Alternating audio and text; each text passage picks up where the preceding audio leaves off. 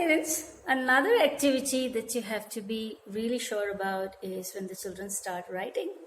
So writing is a huge milestone. Probably you would be able to understand or appreciate when I give you a run through of this chart.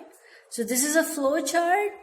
When the child is super young, say young, let's say a year, when the children grab a pencil or a crayon or a color pencil, so they start scribbling.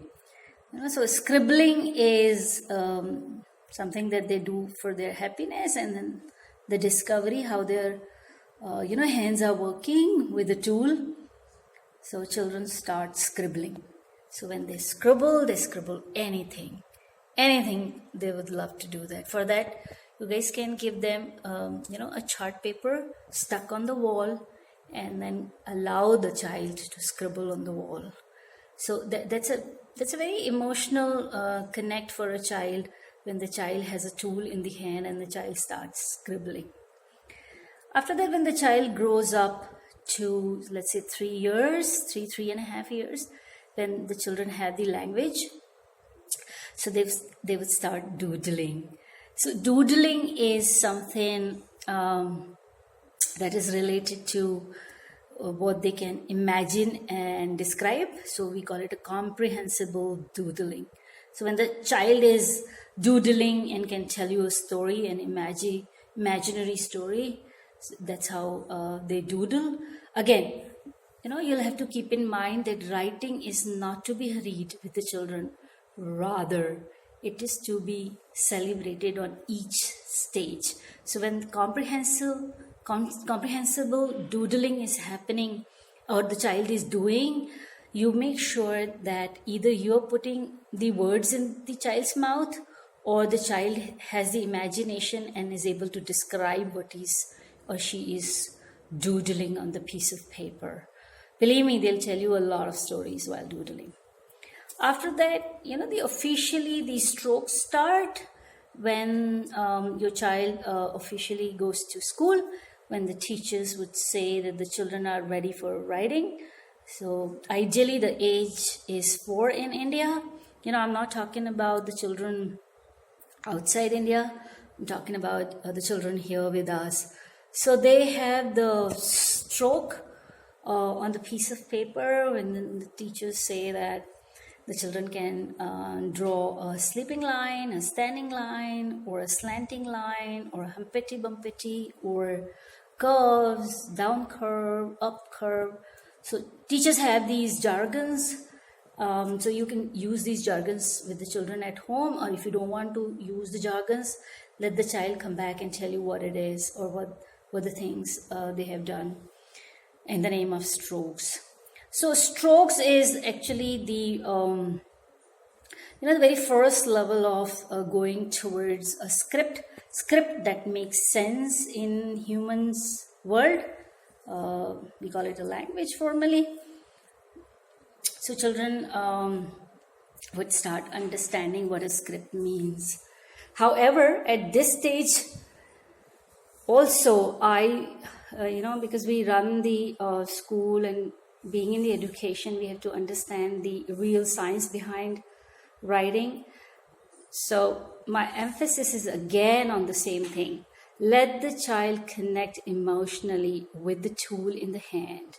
So when the child is writing, 72,000 nerves are coming together and helping the child to put something on the piece of paper with the help of a tool in the hand.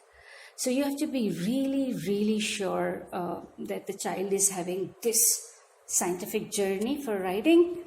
So number 1, the child is going to be emotionally ready and has the age appropriate tool. So you cannot give a pen or a sketch pen to the child, rather a pencil or a crayon or a jumbo crayon in child's hand, so that the child can start with the strokes. You also have to be very sure with the child, what the child is doing with the strokes. So you don't have to really worrying about if the child is doing those strokes in the grid lines. So we are not talking about the grid lines here. We will come to the grid lines when we start the scripts in the grid line. So I would walk you through first the whole flow chart. You can do the same thing with the child to let the child know, let's say 3.5 years old child, if the child is given the larger picture of writing, the child will definitely would emotionally connect with the tool that he is going to make out of that little writing. Because most of the time we have seen when the children go to the primary school, writing is becoming a huge burden on children these days. Probably we have not unfolded or scaffolded this process or this milestone peacefully and scientifically and methodically. So my job is to really walk you through the whole flow chart. So first we will start with imaginative scribbling, then comprehensible doodling, then strokes, then the joining dots. So you can give a piece of paper and then give the children a lot of different pictures or anything that your child want to trace. So you can keep certain end goals in the mind, that the child is going to trace a standing line or a sleeping line or a slanting line or a picture where the child has a lot of curves. So you can go ahead with that, and then you start with the script. This script, when we are teaching the children to write something in a script, I take it for granted that the child has already been taken through that script in reading. So that's a parallel journey which is going on in child's life. So it could be script of Telugu, Sindhi, Punjabi, Hindi, English, whatever you call it. But now let's take English here. So the children have already gone or have undergone a training of, say, whole language approach or a bottom-up approach. So that bottom-up approach and whole language approach, I will come in another video. Here we are talking solely about writing parts. So for writing, the children have to start with the bottom-up approach, when the children have to understand each letter for writing. So here the children are writing script freehand. For freehand writing, you could see in this, the child would be given a piece of paper, a blank piece of paper, and the child knows the script. The child knows the shape of that little letter or that script. The child has free hand to write on the blank paper. After that, you can get started with the script, which can go into the grid lines. So I am here very particular about the grid lines, which are 3 grid lines.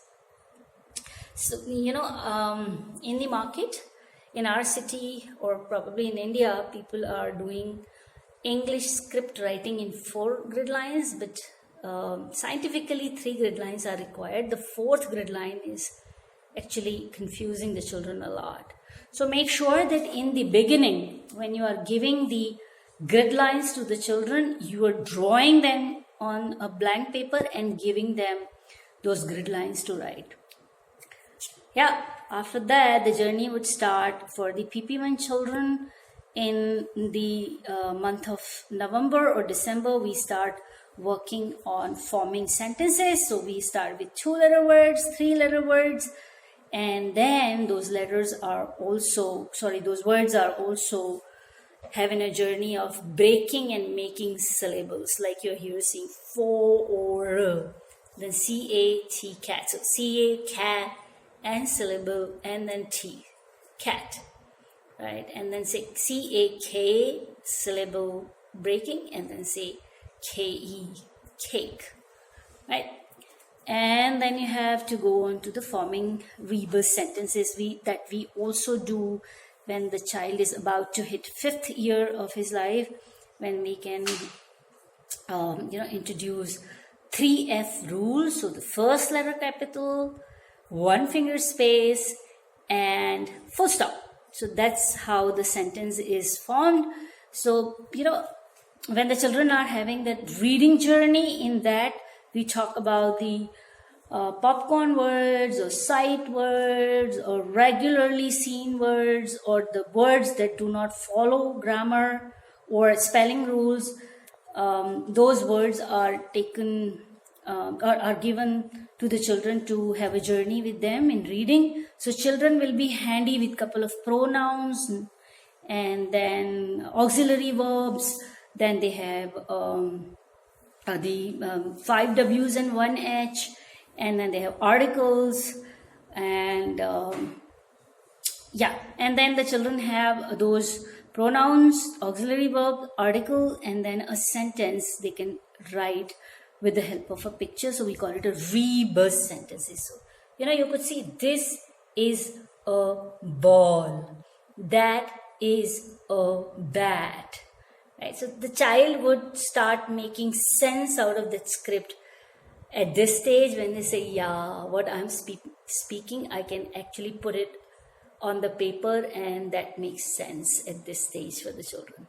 So when the children go to PP2, they repeat everything, and then formally when they come to writing simple sentences, they would go again with a lot of words. Those are 3-letter words, 4-letter words, and words that they follow spelling rules, the words that might not be following spelling rules, and all pronouns, auxiliary verbs, and articles. And then the children would go with the same fundamental rule of 3 F's, which is first letter capital, 1 finger space, and full stop. Yeah. So this is up till PP2. So the child is now 6 years when he is forming simple sentences. And then from grade 1 onwards, the compositions start. Those are very simple compositions. So by the time the child reaches grade 5th, the child should be able to appreciate prose, verse, formal, informal writing, idioms, jokes, proverbs. So this is how the whole journey of a language happens when it comes to reading and writing. So this particular flowchart is for you to go over again and then see the journey, and you make sure that you are having your child a method in place so that the child is not only learning a skill but also emotionally enjoying the whole journey of writing. Thank you. Thank you very much.